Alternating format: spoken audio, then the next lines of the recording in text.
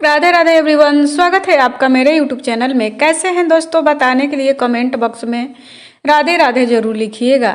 राधा मैया आप सभी का कल्याण करेंगी। तो दोस्तों, आज के हम इस वीडियो में जानेंगे षठ तिला एकादशी 2025 में कब है, सही दिन व तारीख क्या है, पूजा का शुभ मुहूर्त कब है और पूजा विधि क्या है और व्रत के नियम क्या है। तो दोस्तों, वीडियो में बने रहिए, इस सब की जानकारी एक एक करके देने वाली हूँ। तो आइए दोस्तों, जानते हैं। हिंदू धर्म में एकादशी व्रत का विशेष महत्व होता है, लेकिन माघ माह में आने वाली षठ तिला एकादशी व्रत का विशेष पुण्य माना जाता है। हिंदी पंचांग के अनुसार हर साल माघ मास के शुक्ल पक्ष की एकादशी तिथि के दिन षठ तिला एकादशी का व्रत रखा जाता है। षठ तिला एकादशी के दिन तिल से स्नान करना, तिल का उपटन लगाना, तिल से हवन करना, तिल से तर्पण करना, तिल का भोजन करना और तिलों का दान करने से सीधे स्वर्ग लोक की प्राप्ति होती है। धार्मिक मान्यता है कि षठ तिला एकादशी का व्रत करने से हजारों वर्षों की तपस्या से भी अधिक फल की प्राप्ति होती है। साथ ही जो भी इस दिन तिल का 6 तरह से उपयोग करता है, उसे कभी धन की कमी नहीं होती है। इस दिन भगवान विष्णु का तिल से पूजन करने पर भी सभी मनोकामनाएं पूरी होती हैं। तो दोस्तों, आइए जानते हैं साल 2025 में माघ मास की षठ तिला एकादशी 24 जनवरी को है या 25 जनवरी को है। सही दिन तारीख जानते हैं, पूजा विधि, शुभ मुहूर्त, व्रत में किए जाने वाले कुछ जरूरी नियम के बारे में एक एक करके जानते हैं। तो सबसे पहले जान लेते हैं षठ तिला एकादशी की पूजा विधि के बारे में। षठ तिला एकादशी की पूजा विधि जानने से पहले आपसे एक बार निवेदन है कि अगर आप मेरे चैनल पे पहली बार आए हैं तो चैनल को सब्सक्राइब कर बेल आइकन ऑल सेलेक्ट कर लीजिएगा, जिससे मेरे आने वाले वीडियो के नोटिफिकेशन आप सभी को सही समय पर प्राप्त हो सके, जिसे आप देख सके। षठ तिला एकादशी व्रत के दिन व्रती को सुबह जल्दी उठकर स्नान आदि से निवृत्त होकर भगवान सूर्य देव को जल का अर्घ दें। इसके बाद साफ व शुद्ध वस्त्र धारण करें।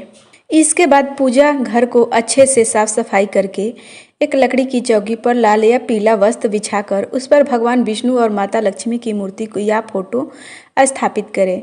सबसे पहले भगवान विष्णु की प्रतिमा को पंचामृत से स्नान कराएं और फिर चंदन से उनका तिलक करते हुए विष्णु मंत्रों का जप करें।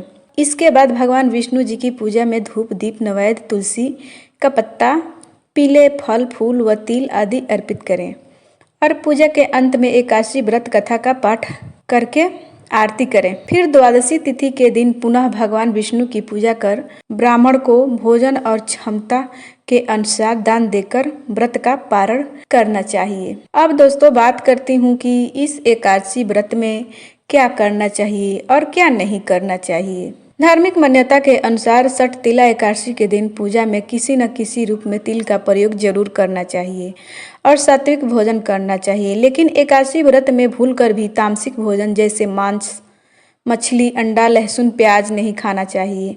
इसके अलावा अपने सामर्थ्य के अनुसार षठ तिला एकादशी के गरीब ब्राह्मण को दान दक्षिणा जरूर देना चाहिए। षठ तिला एकादशी के दिन भूलकर भी चावल का सेवन नहीं करना चाहिए और इस दिन तुलसी का पत्ता भूलकर भी नहीं तोड़ना चाहिए। ऐसा करना अशुभ माना जाता है। षठ तिला एकादशी व्रत के दिन भूलकर भी बाल, नाखून और दाढ़ी, मूछ नहीं कटवाना चाहिए और न ही एकादशी व्रत के दिन भूलकर भी मसूर की दाल खाना चाहिए और मौसमी सब्जियों में बंद गोभी, सलजम, मूली, पालक आदि का सेवन नहीं करना चाहिए। अब दोस्तों, बात करती हूँ षठ तिला एकादशी 2025 में कब है। तो दोस्तों, षठ तिला एकादशी 2025 में 25 जनवरी दिन शनिवार को रखा जाएगा। एकादशी तिथि प्रारंभ होगी 25 जनवरी 2025 को शाम 7:25 पर। एकादशी तिथि समाप्त होगी 26 जनवरी 2025 को रात 8:31 पर।